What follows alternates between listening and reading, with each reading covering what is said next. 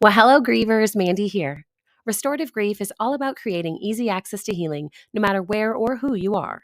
That's why I want you to remember that if you want grief support beyond a podcast, our Patreon features monthly workbooks to accompany each episode, as well as a Discord channel for more private chats and occasional bonus content as well. Supporting this work with your finances means investing in your own wellness and the healing of others, and that in itself is an incredibly generous and restorative practice. The link to the Patreon is in the show notes, but reach out with questions, okay? Now, let's get on to this week's episode. Welcome back to Restorative Grief with Mandy Capehart. You are listening to episode 134, titled Boundaries for Better Grief.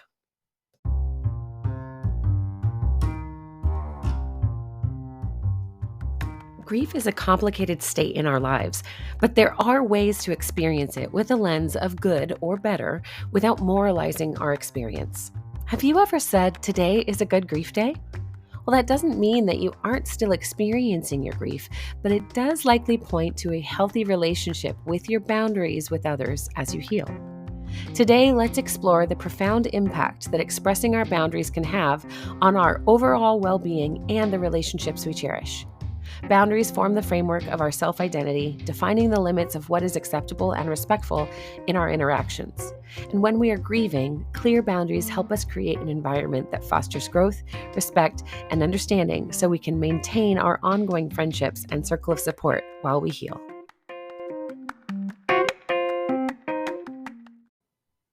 In our recent episode on boundaries, we discussed how porous and rigid boundaries get in the way of our grief work. We skimmed the surface on how unhealthy boundaries are a result of political and cultural influences, and hopefully ended that chat with an awareness of the value of disappointing others for our own sake and healing.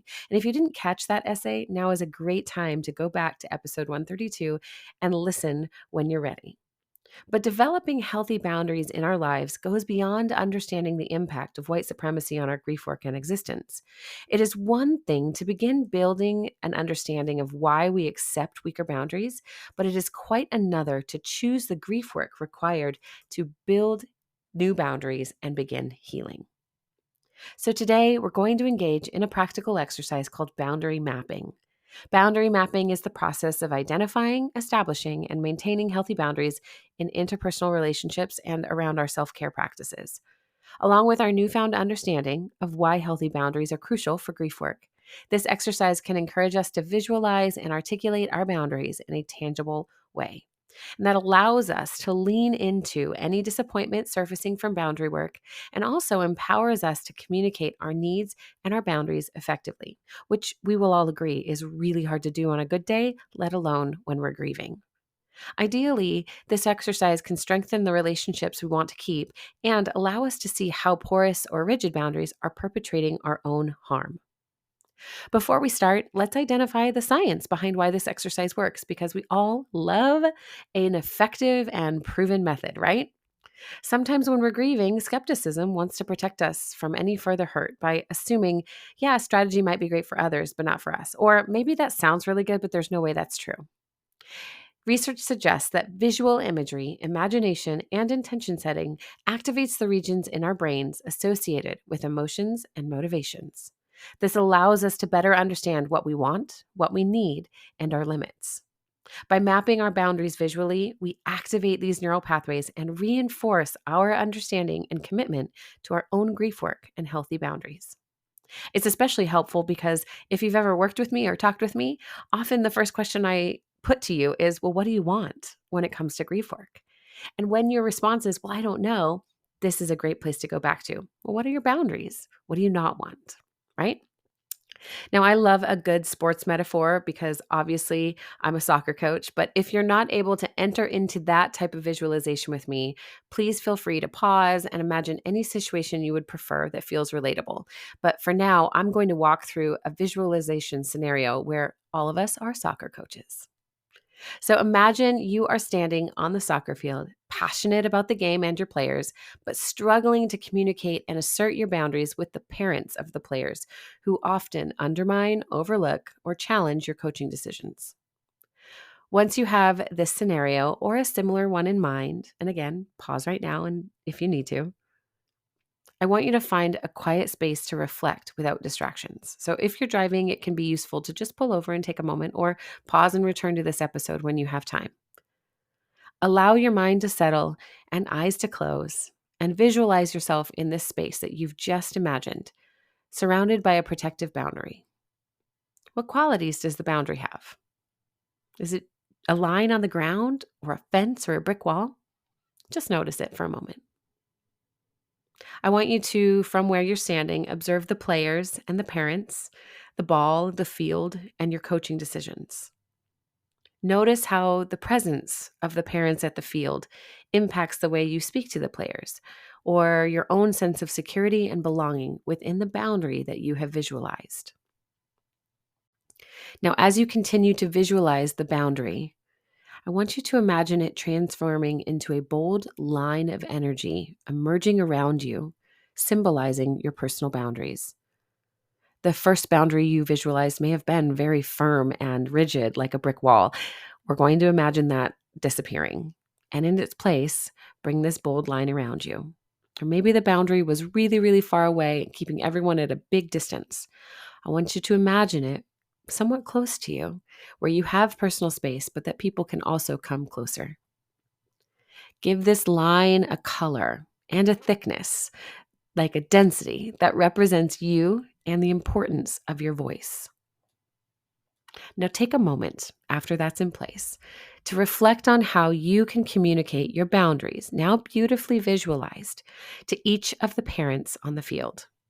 Consider what specific words, tone of voice, or gestures you might use to express your needs and desires. Picture yourself being a great communicator, and maybe you can even picture a bridge appearing between yourself and the parents as your words take shape, signaling that they understand you and accept your boundaries too. As a side note, if you cannot imagine the other person or people receiving your boundaries well, stay with the visualization. You are not trying to control their response or allowing what their actual response might be in an effort to, quote, win the argument ahead of time. You are practicing imagining an idealized situation wherein you are asserting yourself with calm vibes and firm authority. As you open your eyes and wrap up this practice, you can carry the power of this visualization with you. Trust that you are not embodying a practice of wishful thinking because this exercise, again, is not about controlling the other person's response. This is about reminding yourself that your boundaries are valid, regardless of the other person's response, disappointment, or opinions.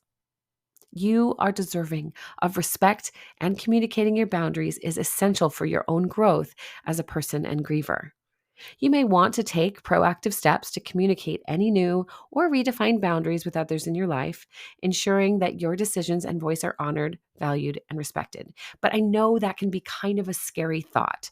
So, if you realize as you move forward from this episode that you think, man, those boundaries and that visualization was so good, but how in the world am I supposed to do that in relationship, in real life? Remember the way you feel right now. Notice if your shoulders have decreased in tension. Notice if your hands are curled in a fist or maybe they're open. Notice the confidence and the emotional quality of how you feel right now. And just stay with that for a moment.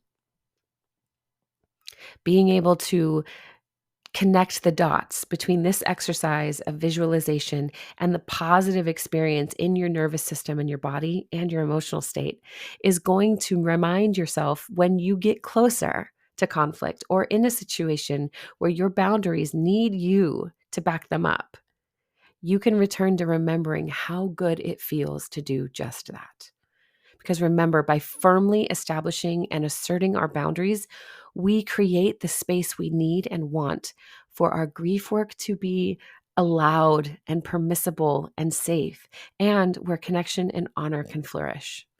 This allows attunement and security to grow between you and the other people in your life.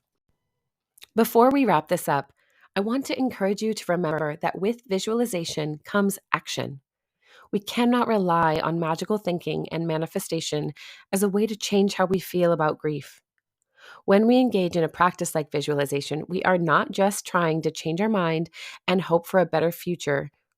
We are building neural pathways to imbue confidence for the moment we choose to take action. We are engaging ourselves differently to show up differently in our lives. So, if your experience with visualization feels a little too imaginative to be real, then it would make sense if you're feeling skeptical. Take time today to reflect on where you may have lacked ownership over your own experience and grief work in previous visualization practices, because ownership is crucial, and boundary work is how we set ourselves up for a better grief experience through action on our own behalf. So trust in the power of your voice and the importance of asserting your needs. Embrace the courage it takes to express yourself authentically and celebrate that growth and that feeling of groundedness that comes when you honor your boundaries. This is the grief work. We can survive embracing the challenging work of discomfort and pushback because, as we do so, we are becoming a richer, more passionate version of ourselves. In the wake of our losses, we can gain healthier ways of showing up. So let your journey towards stronger, healthier relationships and better grief work begin right now.